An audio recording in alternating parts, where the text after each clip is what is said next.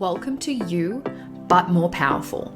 I'm your host, Rhiannon, and this is your go-to podcast for raw and expansive messages from health, fitness, business, and mindset, and as always, with a little bit of fun sprinkled in. My purpose is to help you step into your most powerful self and build your dream life. You'll gain clarity, connection, and confidence with a whole lot of practical skills along the way. I know you're in exactly the right place to level up, build the body, mindset, and life you absolutely love and thrive in. Let's go.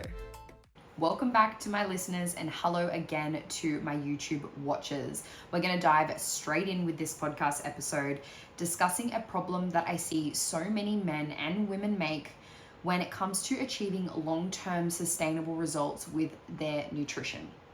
Now, I'm not going to discuss the sustainability of fat loss or talk about different phases too much. We will save that for another time.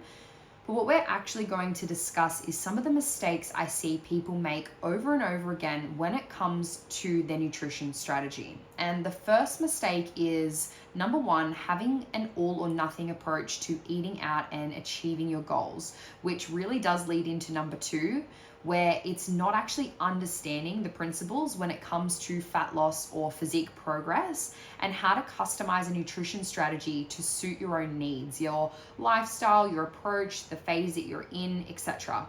So that kind of leads back into the fuck it approach, and there we are back at number one, going all in or not at all. And as we know, the all or nothing gets nothing every single time.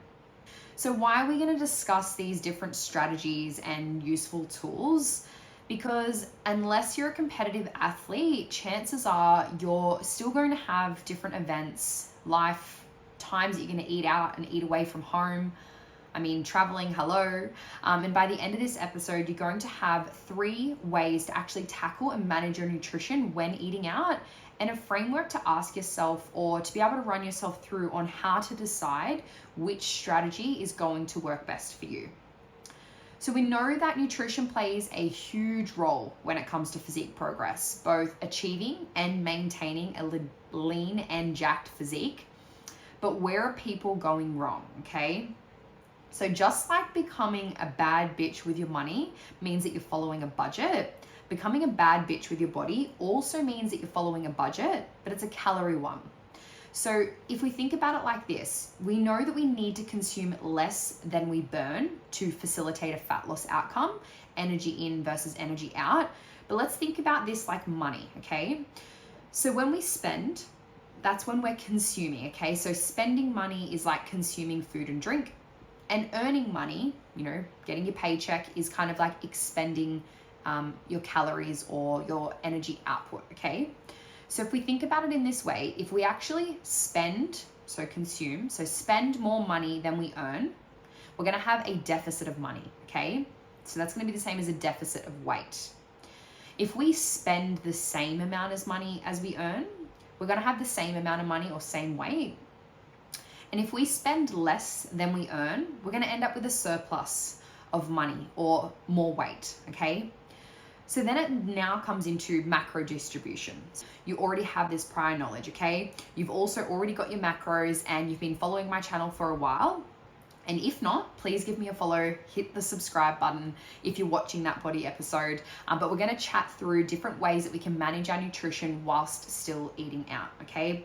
So the first strategy that we have is calorie banking, okay? So what is calorie banking? Essentially, it is a dietary approach where individuals, us, are going to allow for a little bit more flexibility in our diet by, say, banking extra calories consumed on one day to be offset by consuming fewer calories on another day or multiple days. So the idea is to be able to balance the calorie intake over the course of a week rather than trying to restrict calories every single day, so to speak, okay? So an example that I'm going to give you is, say if we're going to go to a restaurant on a weekend and we decide that we want to use the calorie banking method. So what we may choose to do is bank, say, 25 grams of carbs or 100 calories, or we can, choose different figures, but for this context, we're going to bank these over our 5 days leading up to this event. So Monday through to Friday, we're going to deduct 100 calories or 25 grams of carbs off our we're not going to take it from protein, but off our macros that we've been given for our overall week, right? So this is actually going to provide us, if we do 100 calories for 5 days, that's 500 calories extra for this particular meal out, okay? Now, as we know, there are absolute pros and cons to anything. So if we look at some of the pros when it comes to calorie banking, they're things like a bit of flexibility. It's going to allow for flexibility within the diet, making it easier to adhere to long term. And we know, if you listen to episode 3, the fundamentals are finding an approach and a strategy that you can adhere to for the long term, right? It's going to provide a little bit more balance. So it's going to, be able to encourage you to average things out over the course of your week rather than just looking at things through this isolated day-to-day lens. And this, again, as we know, consistency over time is the thing that gets us those long-term results anyway. And it can also help, just with a little bit of, stress reduction by having a strategy that we can apply, that we feel really comfortable and confident that we can start to, play around with these different strategies. So depending on the way that you're looking at it, there's some of those pros, and obviously adherence being the number one underlining all of that. Then if we have a look at the cons of calorie banking, okay, it can be quite complex. So if you are new to macro tracking, it can be a little time consuming and a little more complicated if you're not quite familiar with all of this stuff. So again, finding a strategy that's going to work for you. There's always a trade-off with everything. Maybe you spend a little bit more time understanding, learning to have that trade-off in the long run. It also, if we're just following calorie banking and we're not really taking care of all of those fundamentals with your 5 serves of veg, your 2 serves of fruit, you can lack a bit of nutritional balance, okay? This is something that I discuss a lot when it comes to just that if it fits your macros approach. If we're just taking into consideration calorie intake and we're not taking into consideration quality, we could potentially lose that there. It can also, lead to potentially overeating, right? So banked calories could be used in the wrong way, just like anything, to lead to something like overeating on a particular day, which can be, as we know, a bit of an issue or a long-term problem. And these are just things to be mindful of as well. And it may not be suitable for everyone in every phase, okay? So where calories might be quite limited, say example in the back end of a fat loss phase, it could be quite challenging to be able to pull some of these calories off those other days to be able to pull them and bank them, so to speak, for this one particular, night of the week or day, etc. So I just want to dive into that one a little bit more because calorie banking, I believe, is a really useful tool, but we also need to be aware of the negative side effects so that we can put some strategies in place to be able to overcome any of those obstacles that might pop up. So before I discuss some of the negative side effects, so to speak, with lower calorie days, let's talk about calorie cycling. So that's strategy number 2. So calorie cycling essentially is a dietary approach, again, where we can alternate between higher and lower calorie days. So again, the goal is to create balance over our calories over the total of our week as opposed to one particular day. Now, those that are coaching with me inside of the Glow Up would know that we do look a lot at weekly averages as opposed to one-offs, especially when it comes to scales and certain data, okay? So when we're talking about our calorie cycling, this could look like, 5 days at one set calories and 2 days at another. We could even use 3 days and 4 days or 6 and 1. So essentially it's just splitting up your 7 days worth of calories and, factoring them in accordingly, okay? So this actual method can be extremely useful when your daily expenditure is highly varied, okay? So as an example, myself, when I was heavily on the gym floor, Tuesdays and Thursdays were very easily like 20K step days, a very hot environment. I would actually train on one of these particular days as well. So the amount of calories that I would need just to be at a maintenance would be much higher than other days, okay? So using something like a calorie cycling day where it's an extra, piece of fruit or an extra meal, depending on your calorie budget, can be utilized on these particular days to, again, help with that adherence and mitigate any of those negative effects, especially in a fat loss phase of such a large deficit and seeing those fluctuate over the course of your week. I do have a lot of girls that I work with as well that really thrive off a higher calorie day midweek, just again for that adherence. And when we're looking at things over the course of your whole week as opposed to one particular day, this can very much help with not only gym performance, but nutritional compliance as well. And that's the fundamental. We need to have that nutritional compliance. Now, as you know, I said there's pros and cons with absolutely everything. So something to be aware of when it comes to our low calorie days is they can actually have a significant impact on our training performance and our overall energy levels. Now, we know that this is crucial when it comes to our physique progress. So I just wanted to discuss a few of the effects of low calorie days and potential ways to be able to mitigate their impact, okay? If we think about our calorie banking or our calorie cycling method, on those lower calorie days, we would potentially see a decreased energy level, okay? So lower calories can definitely result in a drop in our energy, and it can make it more difficult to follow through on the things that we said we were going to do. It can make it more difficult to be able to train at the same intensity that we normally would. And this can then start to have a bit of a flow-on effect of decreased performance, fatigue, decreased motivation, and you can see that kind of thing unraveling there. Now, another one to be aware of is potential impacts to our hormonal balance. So obviously low calorie days can lead to some imbalances here, throwing around different hormones, and it can, then impact again our overall performance. We just need to make sure that we are aware and try and use some strategies that I'll mention in a second to be able to mitigate this type of stuff. And as well as the third one being some decreased glycogen stores. So our low calorie days also, tend to mean lower carbohydrate days, and then again, lowering our glycogen stores in our muscles. We know our carbohydrates store in our muscles, and this is essentially our primary energy source for exercise. So again, this can start to result in decreased endurance, decreased strength, decreased overall performance. So we can see if we're not quite aware of what we're doing and how it impacts, that it has the potential to start to derail us quite quickly. So on the flip side of that, if we look at ways to be able to mitigate the effects of our lower calorie days, if we are opting for a calorie banking or calorie cycling method, we can utilize and implement the following strategies.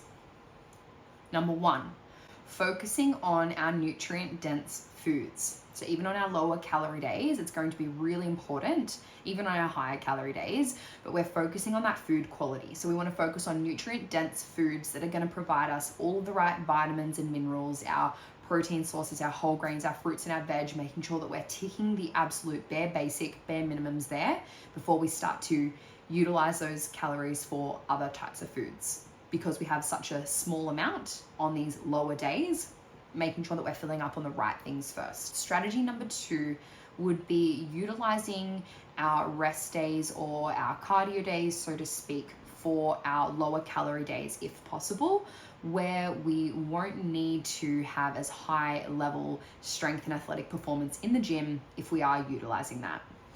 The third one would be increasing our protein intake. So depending on what phase we are in, it may be advantageous if we are upping our protein intake on these lower calorie days to be able to preserve as much muscle mass as possible, as well as supporting our overall athletic performance in the gym. The fourth one would be hydration. So making sure that we are, again, always staying hydrated, but really making sure we're drinking plenty of water on these lower calorie days. And again, I repeat, adherence is absolutely everything. So whatever we can stick to, that's what we're going to want to use, okay? The final strategy when eating out is utilizing the hand portioning method, or opting for some, quotation marks, smarter choices, okay? So instead of opting for the highest calorie, highest fat option with our dishes, we could opt for some dishes that are grilled or baked or steamed, incorporating an extra serving of vegetables, etc. Because if we do think about restaurant cooking, they're probably going to be using more oils or higher fat dressings comparatively to what we would do at home, okay? So utilizing this kind of strategy, opting for those leaner cuts and, you know, that type of thing, especially when you're new, can really just help you get some context around what you're consuming. Again, utilizing the same concepts of where we want to eat until we are full and ensure that we're enjoying ourselves, not just stuffing ourselves sick for the sake of it. But again, you know, eating slowly, savoring each bite, and stopping when we're actually feeling satisfied and not stuffed. Now, how can we utilize our hand to be able to portion control? Basically, the hand portioning method, again, you'll find the full resource in the link below, but it's a simple and effective way to be able to get some context around serving sizes without needing to use any kind of measuring cups or scales, as we can't really necessarily whip those out at the restaurant. Basically, it involves using our hand as a guide to be able to portion out our serving sizes. So how does it work in a bit of a nutshell? For our protein sources like our chicken, our fish, our meat, or other alternatives, the serving size is about the size of our palm. For our carbohydrates like our pastas, our rice, our bread, all those types of things, the serving size is a cupped hand. For our fruits and our veg, a serving size is about the size of our fist. And for our fats like our oil, our butter, our cheeses, the serving size is the side of our thumb. So the hand portioning method is a really convenient way to be able to get some context. As a general rule, if you are under 70 kilos, you're going to be opting for one palm, one cupped hand, one etc. to incorporate your plate. If you're over 70 kilos, you're going to double that. But again, hit the resource link below. That's going to go into all the detail for you as well. Really, really useful eating out, and you don't have access to scales. Now, as promised, I said I was going to give you a bit of a framework to be able to decide on what one of these three strategies or a combination of all three are going to be useful and advantageous to you before we wrap up, okay?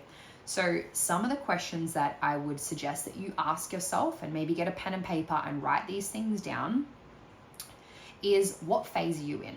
Are you in a fat loss phase, a maintenance phase, a growth phase, a habit formation phase? What phase are you in? Because this is going to be able to sway what kind of flexibility that you have. So maybe in a maintenance or a growth phase, using something as like the hand plan that's a little less meticulous, a little less accurate, so to speak, and a little bit more room for error, that might be okay given your timelines, your goals, what you're currently doing.